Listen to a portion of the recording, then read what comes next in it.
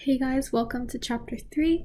If you came from chapter 2, you'll remember that we just finished talking about categorical plots. So now we're talking about the other kind of data. So what do we do to represent quantitative data visually? So the main ideas here is that each data set in quantitative data has a mean and a median value, as well as an IQR range and standard deviation. I don't expect you to know what these are right now, and we'll get into those later, but keep in mind that you need to know when to use each of these to describe a dataset and when one is not appropriate. So we'll start with the histogram. This one isn't the best, to be honest. The spacing between the bars is not ideal. In your normal histogram, it would actually look something like this. All of the bars should be up next to each other. But I did need to show something here about the relative frequency, so that's why I'm using these. So for histograms, they look very similar to your bar chart, but instead you have a range of values. So it could be 0 to 1, like we're doing here.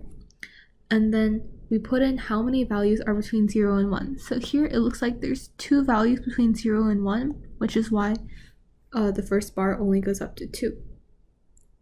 And that's how you make a histogram. I would also add in that we should have a title, labeled axes, and yeah. So now we looked at our first chart. It shows normal frequencies. So we have all of our counts up here. So how many times each value range shows up. So what about this chart? So you'll notice here, these two do look the same, aside from color. But there is one thing that's on the side that's a little bit different. Our y-axes are different in that this one is a relative frequency histogram. So the 0.35 actually means 35%. So we can represent relative frequency either as percentages or as decimal places. So like 70% would turn into 0.7, etc. So you can use both of these, but no matter which one you use, your histograms will look the same. So next we have stem and leaf plots. Some stuff that you need to remember for these is to have a title, a key, which they have down here, and then label your stems and your leaves.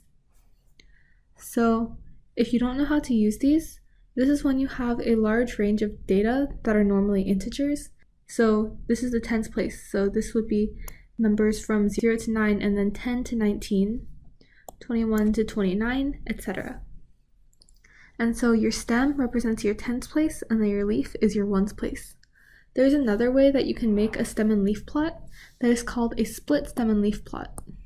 So we would still have your stem and your leaf, but if we have a lot of data, we would split it into 0 to 5, and then 6 to 9, and then 10 to 14, and then 15 to 19. The way we would write that is 0L, so 0 lower, 0H for 0 higher, 1L for numbers from 10 to 19 but the lower half, and then 1H, etc. And then we write all the numbers from 0 to 4 here. So 1, 1, 2, 2, 3, 4, 4, 4, 4. And then here we would put 5 and 8, and then so on down the chart. Another cool thing about stem and leaf plots is if you turn it on its side, so if you rotate it and turn this as your bottom reference line, then you'll see that this is actually in the shape of a histogram that's organized by tens. So this is a great way to look at the actual shape of the data. You can see that most of the data points are on this side. And then this is a really good reference for when you're looking at the distribution. Next we have our dot plots. These are kind of a more dumbed down version of histograms. You just have each data value listed out. Every time you have a value that is the same as one of these, then you just put a dot above it to count how many values are in 0, how many values are in 1, 2, 3, 4. Next we have our box plots. So generally we would have another axis down here, and we would label it with some unit. And what your box plot is it shows all of your data, but it doesn't show the individual points anymore. Now it takes a median value as the center of your data. So when you take the median value of a data set, say we have 1, 2, 3, 4, 7, 9, 10, your median value is when you line up everything in order and then you literally look which one is in the middle. So here, that would be 4. 4 is in the middle. But what if we added a value to the end? So now the middle is split between these two, right? So then you would just take the average of 4 and 7, which is 5.5. So that would be your median value. So first you get your median, and then you have your lower and upper quartiles. So your lower quartile marks off that 25% of data is under the lower quartile, Q1, and then 25% is between Q1 and the median. Now your upper quartile marks off where the next 25% is, and then there's 25% above it. This is our main bulk of our data. There's 50% of the data in here. Outside, we extend some whiskers outwards, and it goes until either a minimum value or until some value, and then we have outliers out here. I'll go into when you stop when you have outliers in a minute. And it's the same thing up here. You'll extend it outwards until some value out there. Now, I mentioned earlier that there is a way to measure the spread of your data with either your standard deviation, your range, or your interquartile range, IQR. And that is what this is. This is the bulk of your data. This is where your box is. And the way you calculate it is your Q3 minus your Q1, which is equal to your IQR. And this is a value that you'll use a lot, especially when you're dealing with box plots. The other one you have is your range, but you don't use it as much for box plots. And the way you calculate it is your range is equal to your maximum value minus your minimum value. So coming back to this data set up here, our range would be 11 minus 1, so 10. How do you know when a point is an outlier? So the way you know is that you have some imaginary boundary called a fence. So think of it as like a dotted line over here. Any data point past these two lines are either outliers to the higher extreme or to the lower extreme. So there is a formula for it. Your lower fence, which is down here, is equal to your first quartile minus 1.5 times your IQR. And then your upper fence is equal to your third quartile plus 1.5 times your IQR. So it's branching out this way from your first and third quartiles. So let's do some practice. I have a data set here where the minimum value is 1, our first quartile is 7, our median value is 10, our third quartile is 12, and our maximum value is 20. So let's try to see if there's any outliers in this data set. To find if there's any outliers, first we have to find our fences. And to find both of our fences, we need our two quartiles, and then we need our IQR, interquartile range. So if you'll remember, you calculate the IQR by Q3 minus Q1. So IQR is equal to 12 minus 7, which is equal to 5. And now we can calculate our lower fence. So lower fence is equal to Q1, so that's 7 minus 1.5 times 5. And that is equal to negative 0.5. Our upper fence, we basically do the same thing. We plug all of our numbers into the formula. So Q3 is equal to 12. And then we add on 1.5 times our IQR of 5, which is equal to 19.5. So we have our fences now. How do we know if there's any outliers? Because with these 5 numbers, we don't actually know the entire data set, so we can't know exactly how many outliers there are. But the thing is, if we look at our minimum and our maximum value, our minimum value is 1, and 1 is greater than negative 0.5, right? So that means there are no points beyond the lower fence, so there's no lower outliers. What about our maximum value? That is 20. 20 is actually greater than our upper fence of 19.5. And because it exceeds our upper fence, that means that there is at least one outlier, which is the maximum value of 20. And all of the stuff I put here even though it seems really trivial, like 12 minus 7, this is still stuff that you have to put to show work if you're taking this as a course.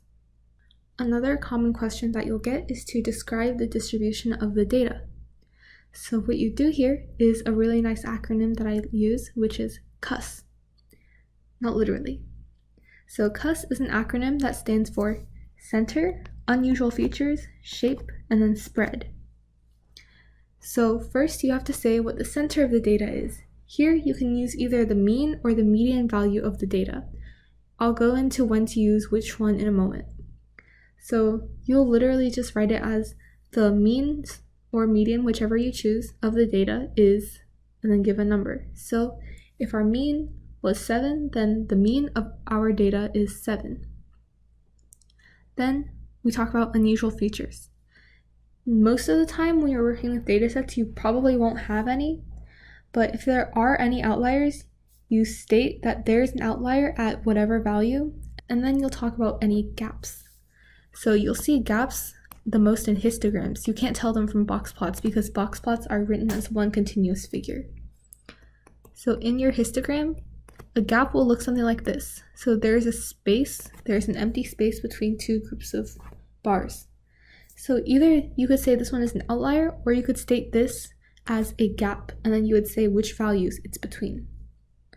Then you give the shape.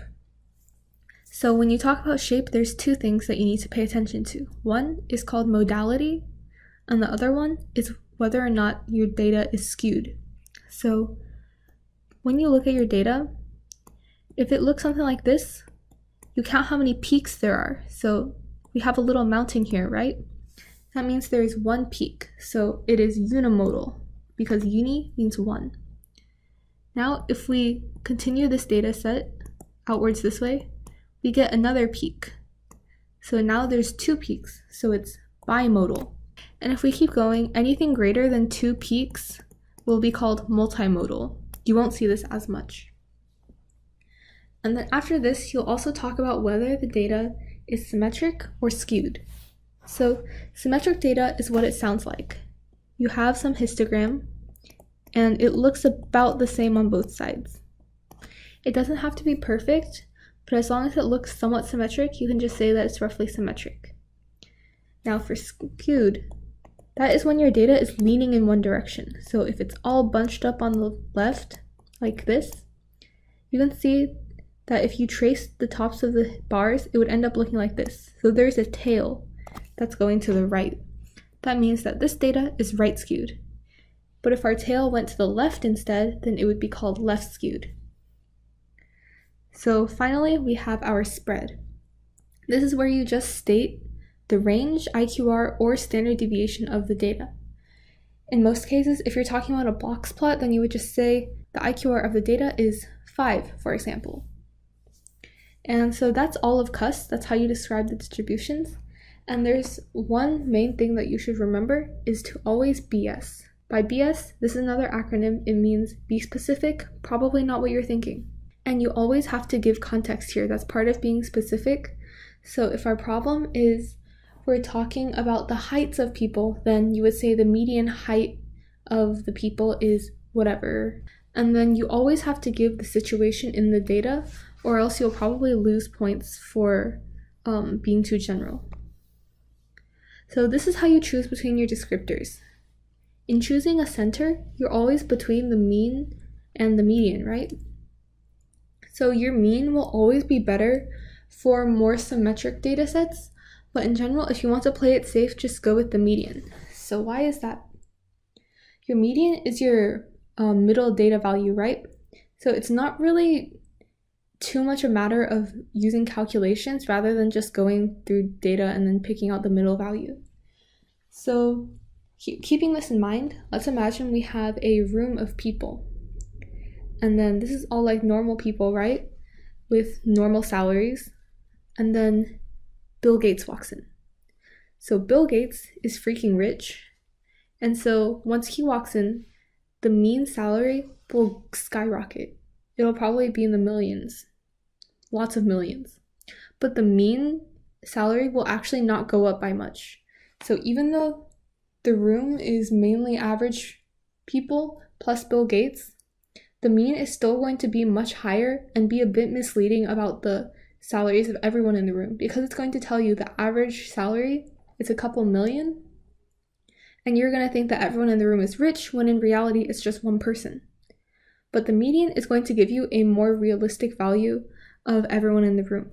So this is what you'll go with if the data is skewed or has outliers. So that's what this phrase means. The median is more robust to outliers than the mean. And it's the same thing for the IQR.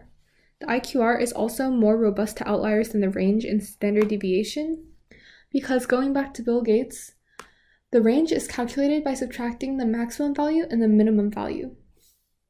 So once Bill Gates walks in, the range is going to be massive, when instead there's only one person, one main outlier, that's dragging the range to be so big. The IQR is more a better measure of the general population rather than the extremes, which is why if you have the chance to use the IQR, just use that. Although when you're working with histograms, you can't really calculate your IQR or your median, because histograms are measured in terms of ranges of values at a time. So you would have to estimate a mean and probably a range too. So if you choose to go with median, then just use the range. If you choose to go with median, then you have to use IQR as well. So one more thing about standard deviation, this is not too heavily used in this chapter for now. However, it's going to become a really major topic later on. In statistics, you have your population and your sample, right? So your population is everyone you're talking about. And so we have special names for the population mean and population standard deviation. So the mean of a population, let's say the mean height of everyone in the United States, is called mu. So this is a Greek letter that we use for the population mean. And for standard deviation, we have a symbol called sigma. So this is the standard deviation of the entire population. So everyone in the United States heights, the standard deviation of that would be sigma. But if we only take 20 people out of our population, so we choose 20 people out of the United States and calculate their heights, then we would use different symbols for their mean heights and their mean standard deviations. So out of those 20 people, once we average their heights, we get a mean of x bar, which would be our sample mean. And then we have our S, which is our sample standard deviation. I'll just call that SD. So there's a special word called variance, and what it is the standard deviation squared. So when we talk about the population variance, that means we have sigma squared, so population standard deviation squared. And when we talk about sample variance, then we have S squared. Conceptually, they're very similar, it's just that they're talking about different groups of people.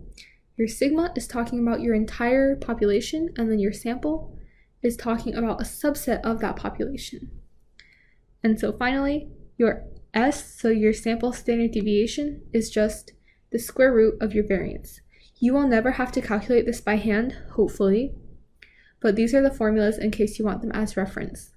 So it is centered around the mean. You take each data value and you subtract the mean from it, square that, and divide it by n, where n is your sample size, or population size in this case.